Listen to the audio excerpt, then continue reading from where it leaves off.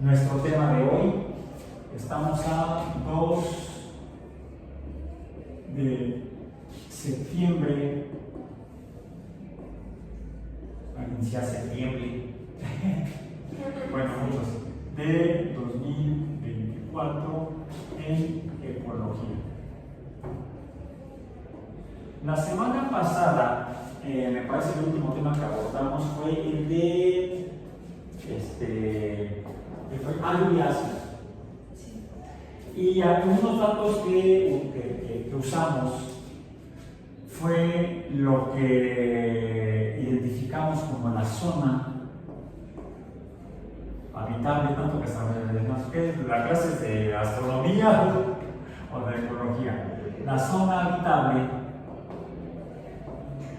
en particular del sistema solar.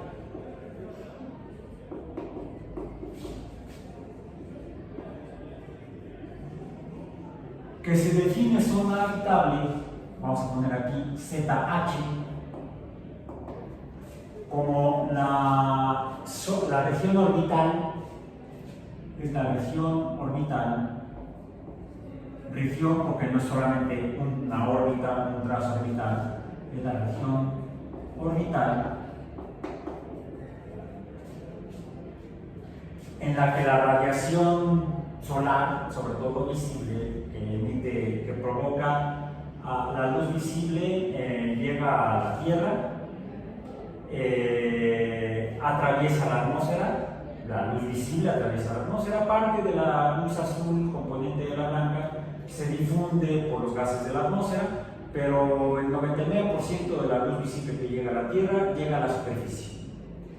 Es absorbida por la superficie de la Tierra, por la materia, hay una interacción luz-materia, la materia absorbe luz visible y en un fenómeno cuántico, la mecánica cuántica, la que nos lo explica,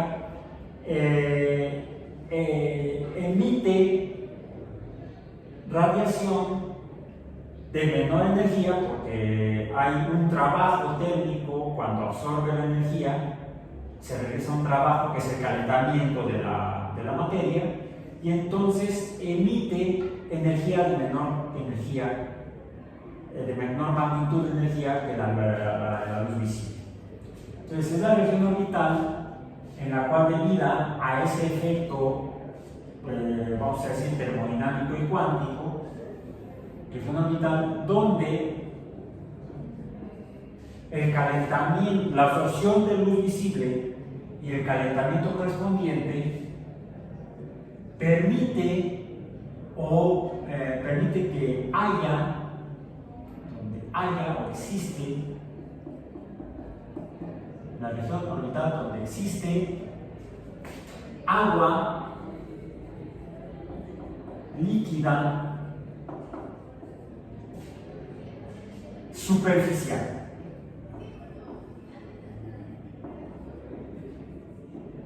En un cuerpo astronómico, por supuesto. El cuerpo astronómico podría ser no solamente un planeta, sino podría ser un satélite, por ejemplo. Entonces, esto está en función, vamos a decir, esto está en función de la radiación incidente, vamos a decir, R sub índice I, de luz visible.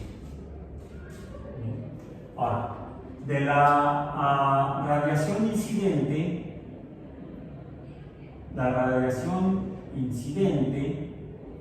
R sub índice I, a su vez está en función de en el caso del sistema solar, de la distancia orbital, o vamos a decir, esa R sub índice I es radiación incidente. Voy a poner otra R, pero no, ya no es radiación incidente, no lo voy a corregir. Es R sub índice O, se refiere al radio orbital. Pero el radio orbital no es un valor único, sino que es un intervalo de valores de radio orbital que van, según los datos que vimos la sesión pasada en la que hablamos de la sesión anterior en la que hablamos de la lluvia ácida, que va desde aproximadamente, vamos a decir, va de un radio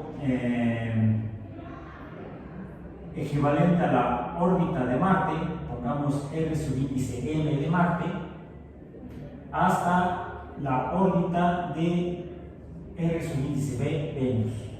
Y en medio está R sub índice T, el radio orbital terrestre. Estaríamos entonces en el orden de 100, no me recuerdo, 1 por 10 a la 8, 1 por 10 a la 8 kilómetros, o sea, 100 millones de kilómetros, hasta 2.2, decíamos algo así, por 10 a la 8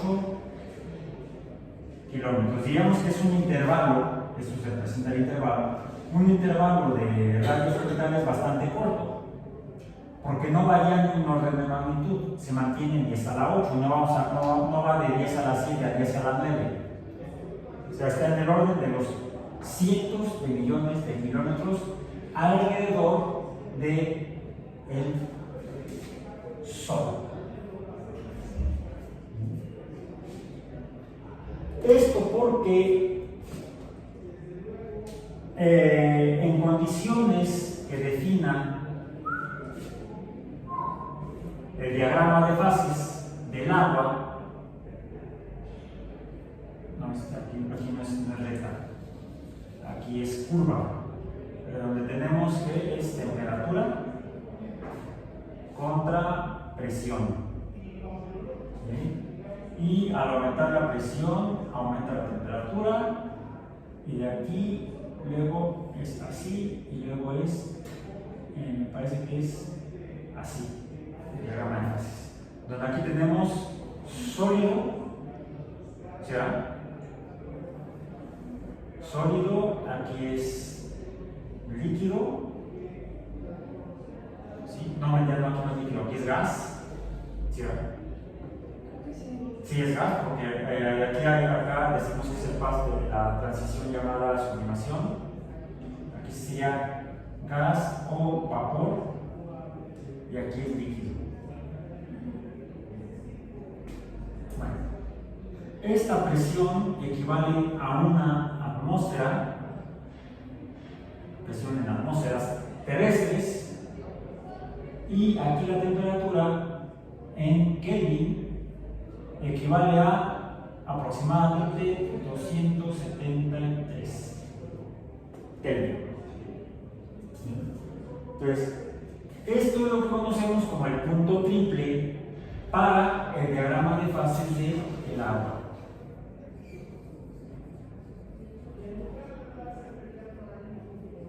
De fases: sólida, líquida, gas o agua. Fases del agua, H2O. Entonces, a presiones bajas y temperaturas bajas vamos a tener gas. Si aumenta la presión, vamos a tener sólidos. Si aumenta la presión y la temperatura, vamos a tener líquidos.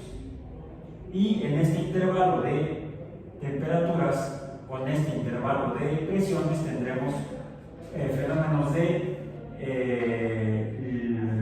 condensación de gas a líquido, o de evaporación o ebullición del líquido a gas, mientras aquí vamos a tener en este intervalo de temperaturas, si no es tan vertical esta línea, es un poco hacia la derecha y nada, va hacia allá más o menos.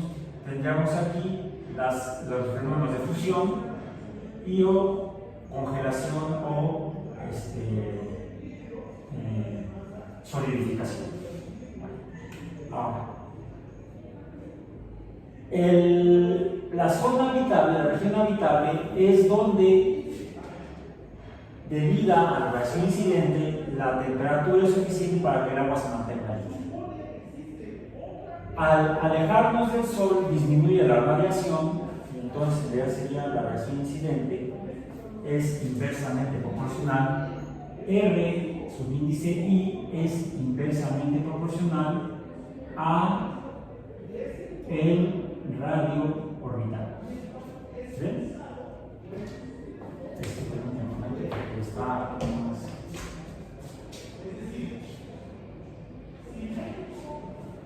Está muy está casi. Estoy concentrada. Sí.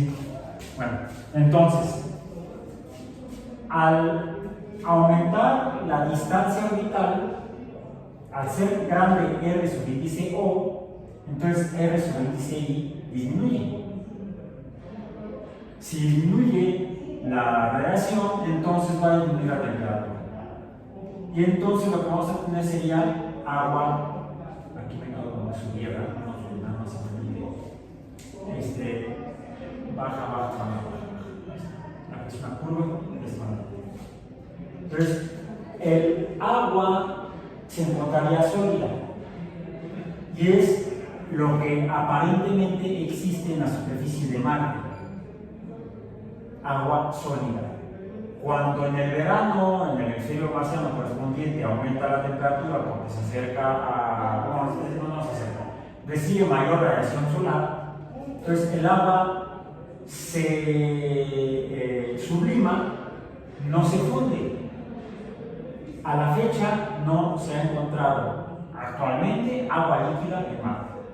Sí agua sólida en el suelo y en el subsuelo, debajo del polvo marciano y en la atmósfera. Hay algunas nubes que parecen ser de vapor de agua o de cristales de agua, pero no agua líquida. El caso opuesto es Venus, el cual, al estar más cerca, su radio orbital es más grande, 1 por 10 grados más pequeño, la radiación incidente será mayor. El radio orbital es menor, la radiación incidente es mayor, entonces la temperatura inicialmente por radiación solar sería suficientemente alta para que el agua se evaporara y no se encontrara en fase. Es decir, al aumentar la temperatura, el agua estaría en fase de gas vapor. En el caso de Venus, sin embargo, sabemos que la presión no es de una atmósfera, sino que es de 90 atmósferas. Entonces, quedaría la posibilidad de que a mayor presión y a mayor temperatura el agua estuviera líquida. Aparentemente el problema en Venus, por el cual no se ha identificado agua líquida, sea por la química, que fue algo que revisamos la sesión anterior en la que hablamos de lluvia ácida. Mencionábamos que hay actividad volcánica en Venus. Eso provoca la formación de óxidos de azufre. Bueno, es que eso va a parecer que dice óxido, lo ponemos O subíndice N para decir que pueden ser sulfatos o sulfitos. O subíndice N más H2O, y esto va a provocar la formación de H2SO4.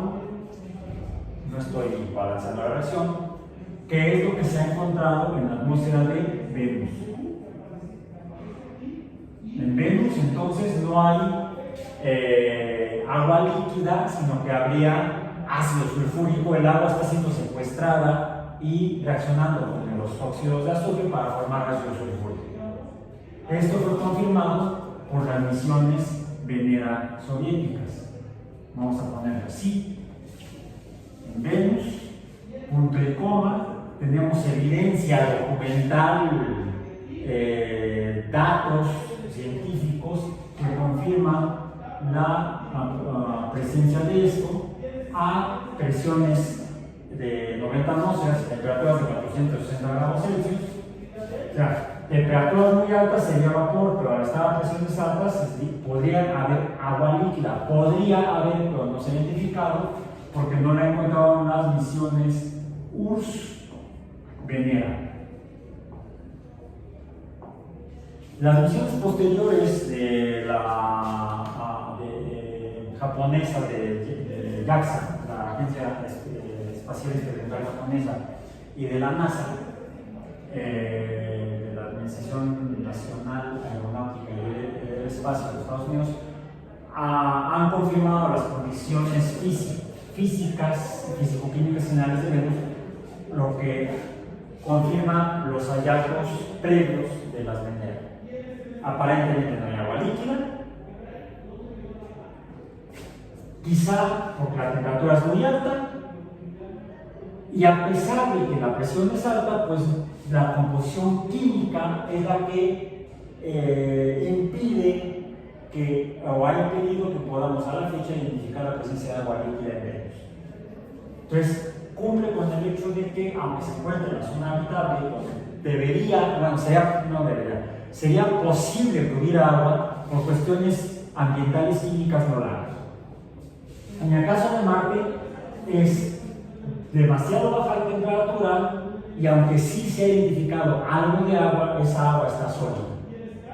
Y no pasa por fase líquida debido a la baja presión de la atmósfera marciana, que es de 1/100 de la atmósfera terrestre. Presiones demasiado bajas, 1/100 está por acá, hace que la transición al cambiar la temperatura en Marte, que es por cierto menor a 273 grados, a 273 Kelvin, el cambio que se da es de sólido a gas o vapor, o sea, sublimación, no hay agua líquida. ¿Cuál es el caso de la Tierra? En el caso de la Tierra tenemos, esto sería en Venus. En la Tierra hay agua líquida, agua subíndice L.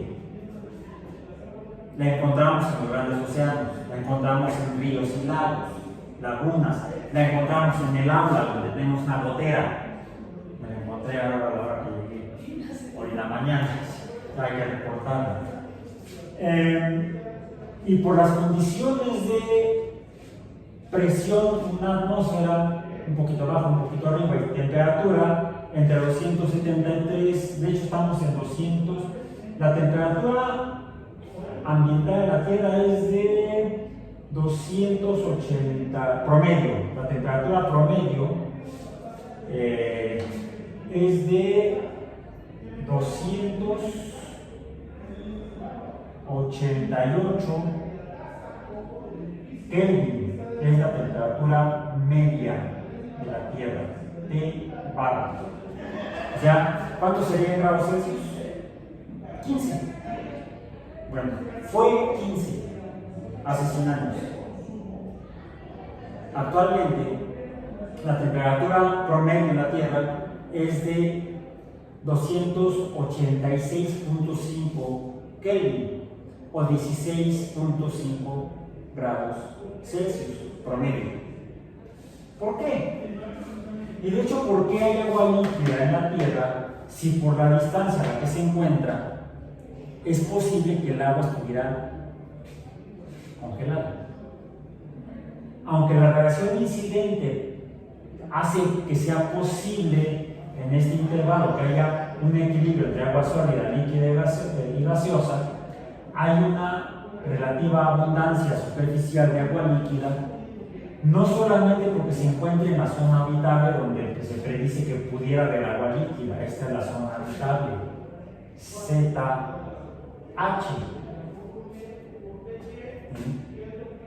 sino que además de que hay agua líquida, esa agua líquida pasa de líquida a gas o vapor, y entonces tenemos agua en fase de vapor, H2 subíndice D o VAP, por a veces pone ahí VAP, vamos a ponerle líquida, VAP, vapor, ¿sí? Y hay algo que sucede cuánticamente cuando hay vapor de agua en la superficie, sobre la superficie de un cuerpo astronómico que esté orbitando una estrella como el Sol. Resulta que agua, si bien es transparente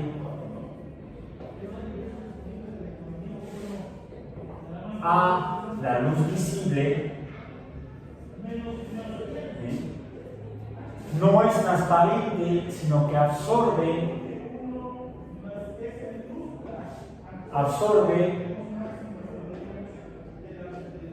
la luz infrarroja.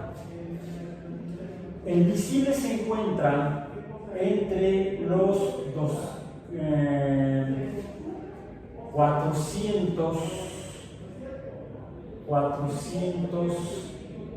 y los 850 nanómetros de longitud de onda.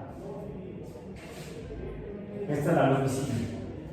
El infrarrojo se encuentra a valores mayores de 850 nanómetros de longitud de onda. Cuando en la superficie de la Tierra, llega la luz del Sol,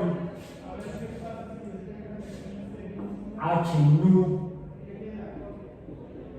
visible,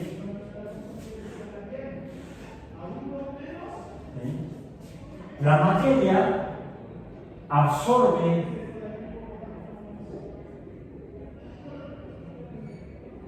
la luz visible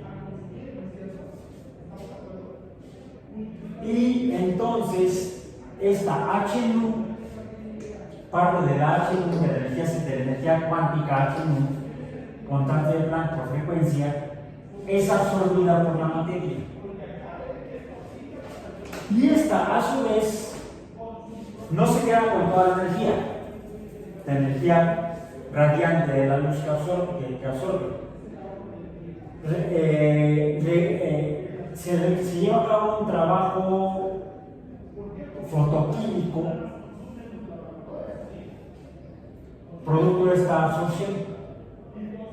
Ese trabajo fotoquímico implica entonces que reduce la cantidad de energía que había aquí y el remanente se ve emitido por la materia que se calentó en forma de H nu infrarrojo. Y el infrarrojo es lo que también llamamos calor. Alrededor de la Tierra, en órbita terrestre, se encuentra la Luna. Vamos a poner aquí la Luna, luego vamos a poner aquí cráteres, mares, etc. ¿no? Esa representa supuestamente la Luna. La Luna también recibe la misma H nu visible que recibe la Tierra, porque se encuentra en la misma distancia orbital de 150 millones de kilómetros. Recibe la misma radiación solar visible que recibe la Tierra. La composición química de la Luna, de la superficie de la Luna, es parecida a la composición química de la Tierra. Bueno, es casi la misma. Hay unas pequeñas variaciones. Hay menos hierro y níquel en la masa lunar que en la Tierra. Y eso, según los datos de las muestras que han traído a la Tierra, o que trajeron a la Tierra las misiones Apolo, las misiones robóticas de la Unión Soviética, y recientemente las misiones chinas han tomado muestras del suelo lunar y lo han traído para estudiar a la Tierra. Ya han mostrado que la composición química es parecida a la de la corteza, habiendo una menor cantidad de hierro y níquel en la Luna que en la Tierra. Eso nos daría información de cómo se formó la Luna, pero sería sí parte de un curso de astronomía, no de biología. El hecho es que al hacer la composición química similar de la Luna y de la Tierra, y al recibir la misma cantidad y tipo de radiación solar la Luna que la Tierra, pues es de esperar que absorba también, aquí también se lleva a cabo absorción de luz visible. Y se lleva a cabo el mismo trabajo químico de calentamiento y también emite la misma el mismo tipo de radiación infrarroja la luna al espacio. Calor. ¿Qué sucede entonces? Pues que este calor se pierde al espacio en el caso de la luna, y esto hace que la temperatura en la superficie lunar sea en el lado de noche, cuando ya no recibe luz ni se calienta, sino que se enfría, le decimos cuando se pierde calor. La temperatura es del orden de menos 120 grados Celsius. No vamos a poner en Kelvin. O sea, se enfría muchísimo. ¿Y en la Tierra? No. ¿Por qué? Porque tenemos la atmósfera en la cual hay vapor de agua que absorbe el infrarrojo. En otras palabras, el infrarrojo no pasa, se queda atrapado y entonces ese calor regresa, vamos a decir, a la Tierra. Y esto es lo que llamamos el efecto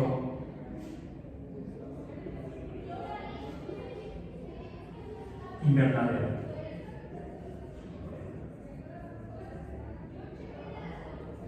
Y es principalmente el vapor de agua el responsable de mantener la temperatura promedio en 288 grados. Bueno, 288 Kelvin o 15 grados Celsius. Bueno, hay otros compuestos químicos gaseosos en fase de gas, que también absorben infrarrojo. Gases como el dióxido de carbono, el CO2, gas, también absorbe infrarrojo. Y a principios del siglo XX, el CO2 gaseoso en la atmósfera era de 350 partes por millón. Vamos a decir, a principios del siglo XX, por ahí del orden del año 1900. Hoy en día, en el año 2024, la concentración esta es una unidad de concentración, partes por millón, que son miligramos por litro, 350 miligramos por litro. Actualmente son 400, hijo, no traje mi celular, lo que tiene en casa. Hay un sitio web que se llama 350, por los 350 partes por millón.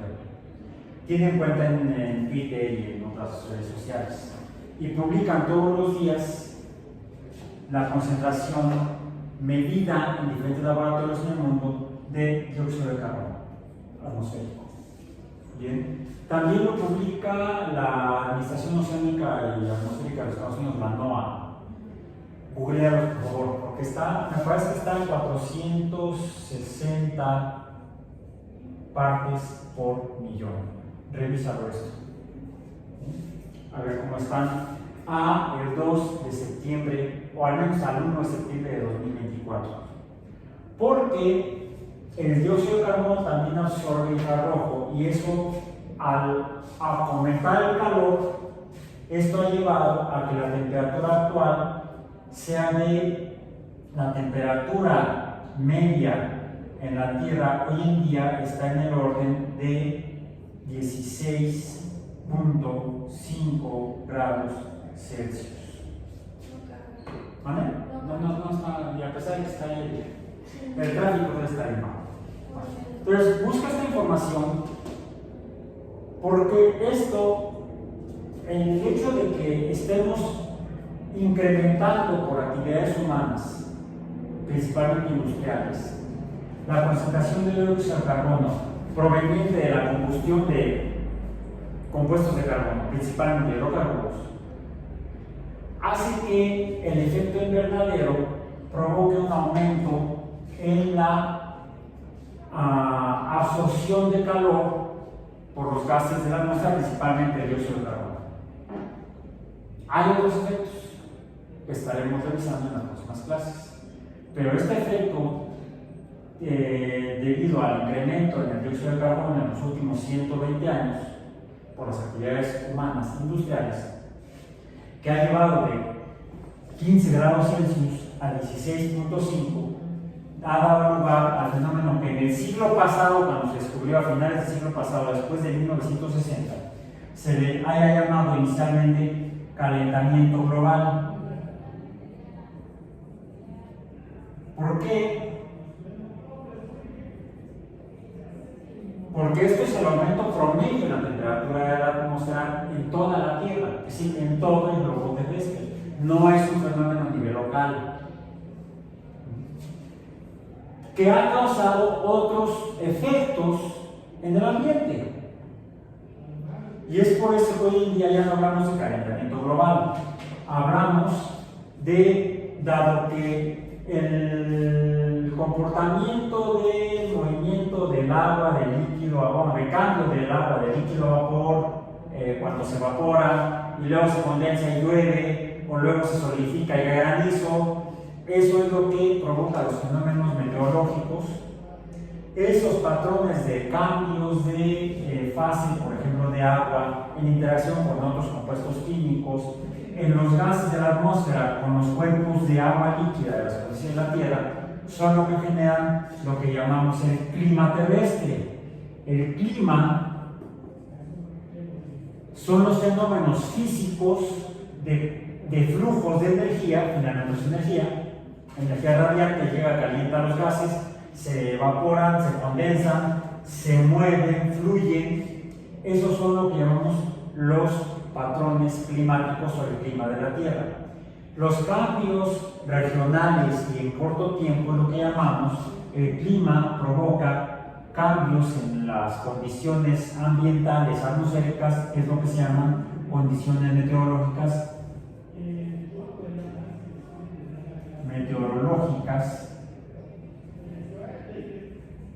o témpera. La témpera es el tiempo meteorológico. Bueno, por supuesto el clima regula las condiciones meteorológicas o la témpera, y estas se ven afectadas si cambia los flujos de energía y por lo tanto las formas en las que se transforman los cambios de fase en el agua.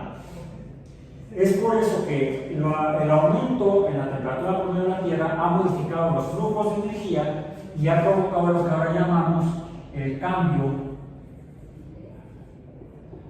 en estos fenómenos, que sería el cambio climático, que también, por supuesto, es global, que a su vez estará impactando entonces en el comportamiento de los ecosistemas, que dependen, por ejemplo, de la presencia de agua líquida. Si tenemos menos agua condensada, menos precipitación, habrá entonces menos presencia de agua líquida, lo que provocará entonces que haya menor posibilidad de desarrollo de algunos organismos. Y el cambio, el efecto invernadero, que también ha provocado el calentamiento global, que ha provocado el cambio climático, pues estaba provocando cambios en los ecosistemas de la Tierra. Y eso lo estaremos revisando en las próximas sesiones. Por hoy terminamos.